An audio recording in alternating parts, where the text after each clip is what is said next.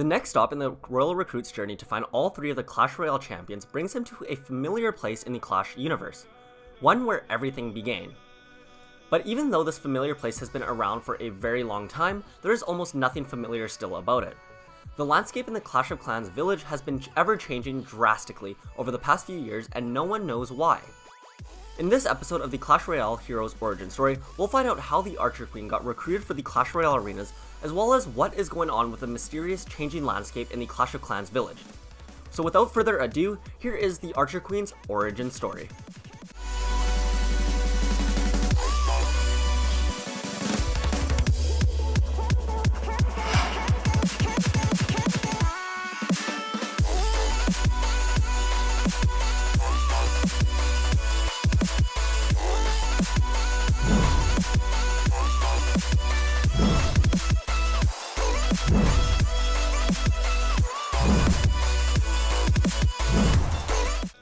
Before we get into the Archer Queen's origin story, I first wanted to send a big thank you to the sponsor of this video, And Seat.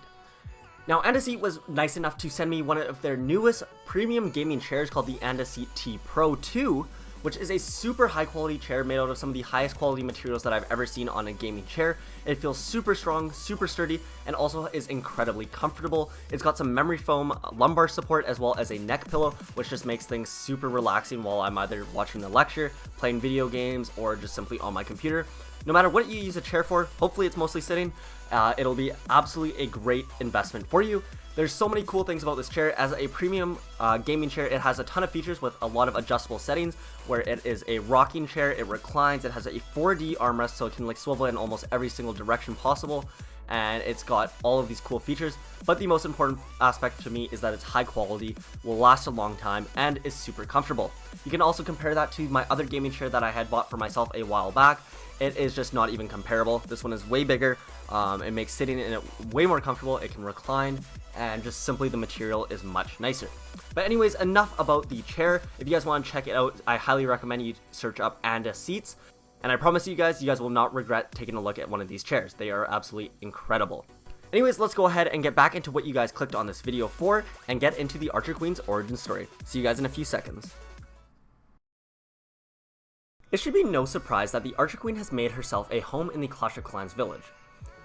And her story is one that has already been told to millions of people. And if you are one of those people who hasn't already heard of how the Archer Queen came to be, you may be in luck and there still may be tales of her origin available. And so this story picks off in October, when a mysterious new scenery appeared before all of the Clash of Clans troops. Overnight, they woke up to a brand new, eerie landscape that featured a bunch of fog, pumpkins, and spooky trees. The troops would later name this the Pumpkin Graveyard. And for a long time, the smartest brains in the village had been attempting to figure out what has been going on and why the surrounding area sometimes randomly changes without any warning. But so far, no one has been able to figure it out. And so when the new graveyard scenery popped up, the Archer Queen decided that it was finally time for her to try and figure out what was going on once and for all. She was by no means the smartest troop in the Clash of Clans village, however she was a leader and the troops did look up to her for leadership. And so she took it upon herself to go out there. And since none of the other heroes wanted to go with her, she went out on her own. The Archer Queen ventured off deep into the haunted forest in search for something. What she was looking for, she wasn't sure, but she realized that she had to get out into the wilderness and get out into the thick of things to figure out what was really going on. She was looking for anything that could explain what the heck was going on in the Clash of Clans village, and so the Archer Queen searched for almost the entire day. She noticed that the sun was starting to go down soon, and so as she was getting ready to call it a day, she stumbled upon something incredible. She found a ruin. It looked like the entrance to a large cave, and this entrance was placed on the top of a small mountain. It looked like it would be a long time for her to climb up and properly explore the cave, and so she thought that she'd best get going back to the village to get some reinforcements and then come back next day while she's all refreshed and better suited to go explore. And so just as the Archer Queen had turned to walk away, she overheard someone coming. The Archer Queen then activated her cloaking ability and snuck up behind that person. She sprayed them with a flurry of arrows that ended up sticking them to a tree without actually hurting them. With the person immobilized, the Archer Queen unveiled herself, and she noticed that it was the Royal Recruit from the Clash Royale arenas. In his hand was a letter, and so the Archer Queen took it out of his hands and read it. The letter was an invitation to come to the Clash Royale arenas as the King's honored champion. The Queen looked over the letter and thought about it. Now, she knew she had to go back to the Clash of Clans village to help them figure out what was going on with the changing landscapes, and she couldn't just abandon them like that. But then out of nowhere, the Royal Recruit then spoke up, saying that the Clash Royale King could actually explain everything to her back at the Clash Royale arenas and answer all of her unanswered questions. And all she had to do was come back with him to the arenas. The Archer Queen was really confused as to how the Royal Recruit was able to know exactly what she was thinking. But then, judging by the confused look on the Archer Queen's face, the Royal Recruit then informed her that she had been actually thinking out loud and he had heard everything she just said.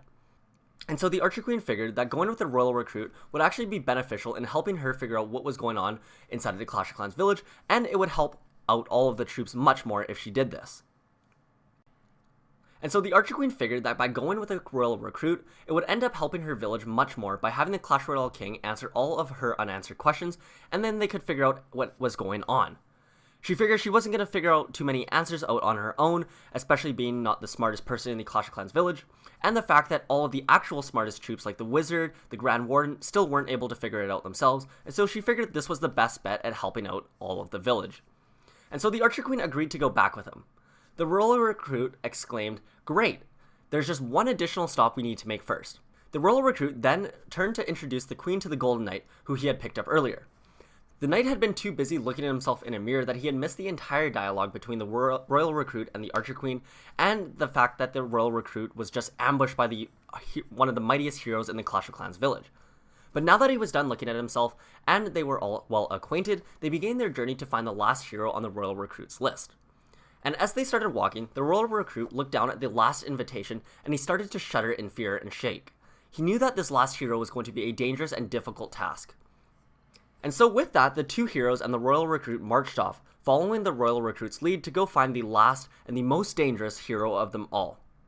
Stay tuned for the next Clash Royale Champions origin story, which should be coming out very, very soon. If you guys did enjoy this video, make sure to drop a like, and I will be sure to try and get this next video out for you guys as soon as possible. As I'm sure you guys are well aware, there is some time in between each of my story videos, as they take a very, very long time to draft up, edit, record, and do all of that fun stuff. And so if you guys are able to drop a like, I'll give you guys my promise that I will try my absolute best to get this video out as soon as possible. And if you guys can get this video to 1,000 likes, I think that is a really good goal. I will do my best to get the next Clash Royale Champions origin story out in the first week of the new year. And as always, make sure you guys subscribe if you haven't already for more Clash Royale and Clash of Clans content. I've got lots of fun stuff planned, and as you guys know, they just take a bit of time to create in between all of my classes and work and all of that. And so I'm really sorry, I apologize, but I will keep doing my best to push out more videos for you guys. And obviously, whenever you guys like the video, subscribe or leave a nice comment. It always helps to help motivate me create these videos, and so I really, really appreciate it, guys. Anyways, I hope you guys all have a great rest of your new year and a good start to your 2022. But that is it from me. Thank you guys so much for watching, and I'll catch you guys all in the next video. Peace out.